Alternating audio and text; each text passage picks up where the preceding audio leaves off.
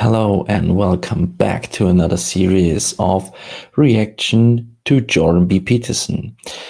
Guys, I'm drinking a nice cup of coffee. Please let me know what are you drinking right now in the comments. So today we are going to react to a very interesting question, in my opinion, how to increase motivation. I think everybody is once in a time faced the issue that you want to do something and you don't have the quite information. So it would be very interesting to hear Jordan Peterson's take on that. So this video is one of is made in Jocko Willink's podcast. So without any further ado, let's do this. They handle temptations like alcohol and drug abuse because they take people down. There's a nice literature. I've been interested in how to increase people's motivation for a long time, and there's a nice literature on that, and part of it was created by Latham and Locke, Gary Latham and Edwin Locke, and they're looking at goal setting. That's how they described it, as a means to improve business productivity.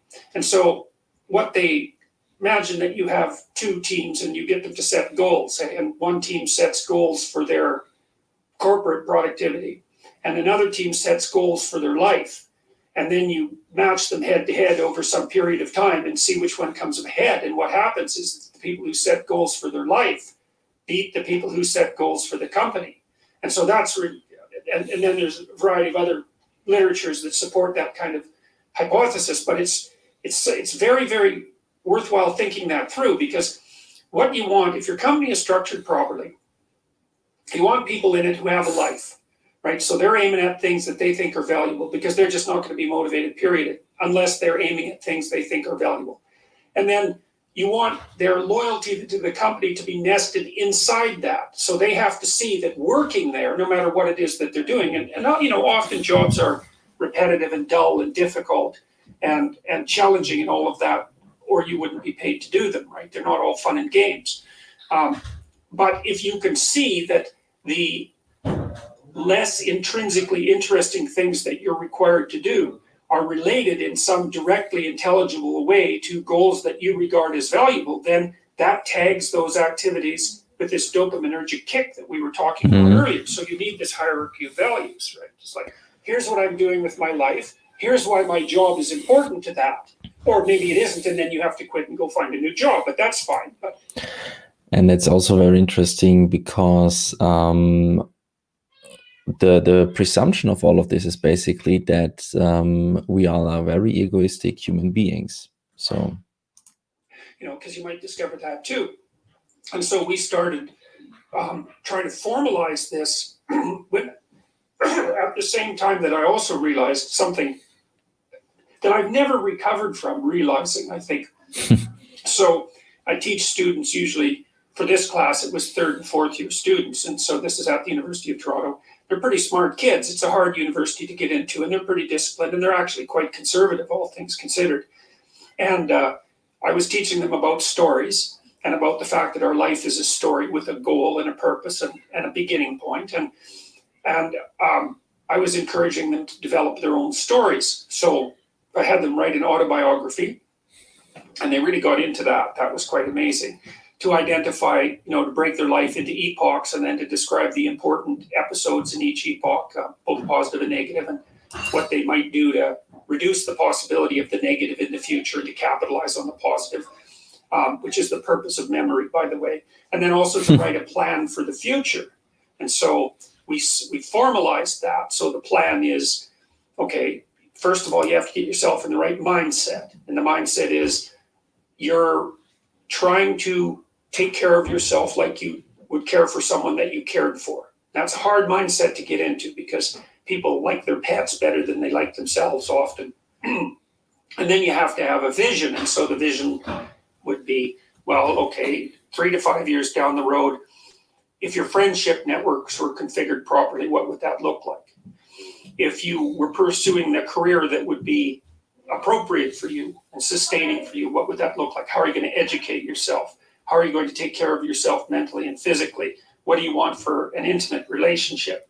And how are you going to handle temptations like alcohol and drug abuse? Because they take people down pretty frequently. So all you have to do is think about, okay, what could that be like if you had what you needed?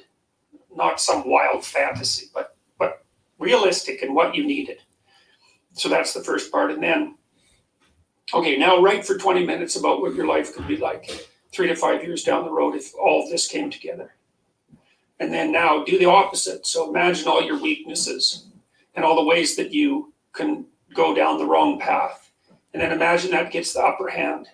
Then imagine where you are in 3 to 5 years. So then you get a polarity. It's like not this and yes this. So you can run away from the things you don't want and you can run towards the things you do want. That gets your anxiety behind you instead of in front of you, right? Because maybe you're going to go do something difficult and you're afraid of it. And then you think, well, if I don't do this, I'm going to end up there. It's like, oh, okay, that's so terrible that this little terrible is nothing. So, and then in the next part of the exercise, you turn that into an implementable plan, and you write about why your life would be better and why your family's life would be better. At this point, I would like to add something, because what Jordan Peterson is basically, the point he's making is that you come up with a very, very crazy scenario and bad scenario of how your life could look like if it goes in all directions wrong. And on the other side, you have the immediate threat. If you don't do something, for example, writing on a book or writing on an article or working at a specific task for your job. The problem here is, though, that this scenario is not really tangible and very far away. It basically just exists in your mind, the bad scenario of your life. And you always have this kind of bargaining in your head where you're thinking like, well, this is a very, very bad scenario. So the power of that scenario to push you really through some immediate shit, to put it in this way, I would doubt that this is just like a very, very applicable, like let's say you invest this evening to create this very, very crazy scenario, and then really apply it to the next task tomorrow. I think this is it's logically, but if it's practically, I would doubt it. But let's continue. Why your community's life would be better. So it's like fully articulated. And we've tested about 10,000 university students with that now in 3 different locales. And we've increased the probability that they'll stay in university by about 30% and raised their grade point average about the same. And it's worked best for men who are doing the least well. Okay, and at this point, he's quoting some studies and results of studies, which are actually very impressive. But what I think is basically, if you put the time down and if you create this kind of future for yourself, then this is probably the nice future. This is probably more powerful when it comes to pushing you through some bad work, since this gives you purpose. You know why you're doing that. You know why you're going through that. Yeah. So in Holland, those were non-Western ethnic minority men, and they improved their performance enough to actually slightly exceed the Dutch national women who were at the top otherwise over 2 years. Yeah, it was unbelievable. It just blew us away. It's a psychological intervention to cure what's hypothetically a sociological problem. And so that's a good example of how, and what blew me away when I was first considering this is I had all these students, 21 years old, and I realized that no one had ever sat them down, not even once in their entire career in education, and said, okay, who do you want to be? Like, what sort of person is it that you want to be? Not job, it's like character. What do you want your life to be like? What should it be like? And what shouldn't it be like? And like, write about that seriously, like your life depends on it, because it does. And then I thought, well, that's so weird. Why in the world isn't our education system set up to help people with that? Because it's like, that's kind of obvious, It's like, what are you doing and why?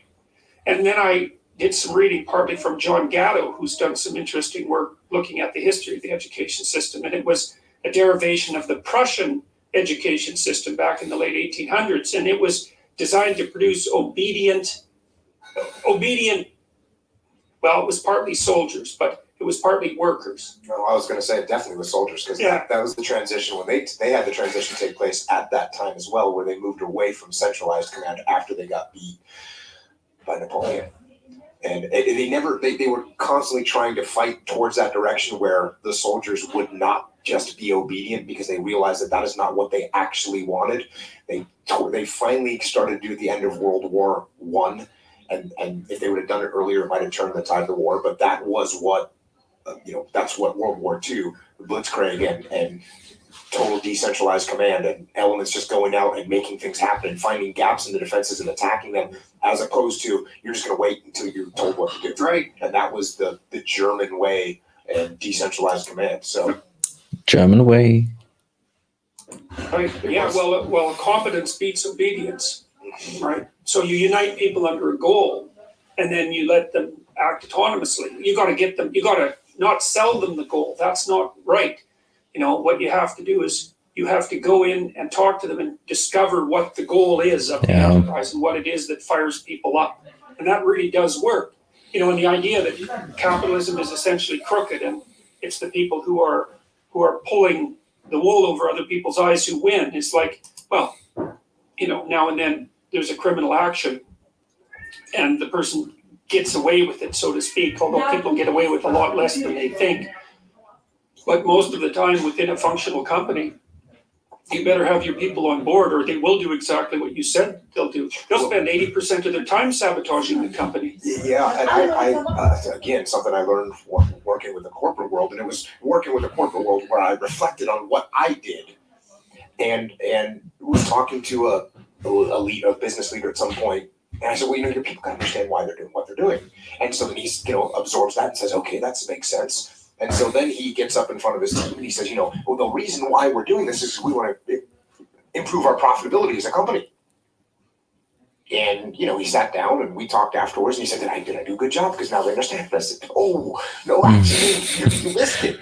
And then I started explaining to them better, because I learned that what you have to explain, there has to be a thread of why that goes all the way through the corporate reason, but that why has to come back down to the individual contributor. Exactly. So they realize that when we do better as a company, when we're more profitable as a company, we can put more money in marketing, and we can produce stuff cheaper because we'll do it on a more mass scale. Then we can lower prices, and then we can actually hire more people, and that's going to make you move up in this command here, and you're going to make more money, and we're going to sell more stuff, and you're going to get a bigger bonus. So you doing this, the reason why you're doing it is because then you can achieve those life goals, because you want to buy that house and that car and send your kid to school. So there's a big difference. You need to make sure that the people understand why they're doing it, not for the corporate reason, not for the mission reason, but for why it's going to help them. The exact same thing you just said. Yeah, well, it's also really helpful too if your corporation has, I hate to use the word vision because that's, turned into a buzzword, but,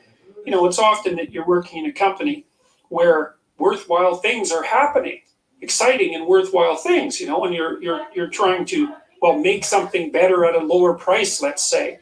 And so there's the heroism, let's say, of producing a product that's going to have a positive impact on the world. And you need to know how your small actions are tied with that greater goal. And then there's the financial self-interest as well. And the thing is, if you can't tell your workers that story, then either your company is fundamentally corrupt, because that isn't the true story. It's like you're actually working so that I can rape and pillage the company over the next 4 years and take all the value out of it and run, because CEOs do that from time to time, yes. Or you don't understand how the company works and you can't tell the story, which means you're basically incompetent.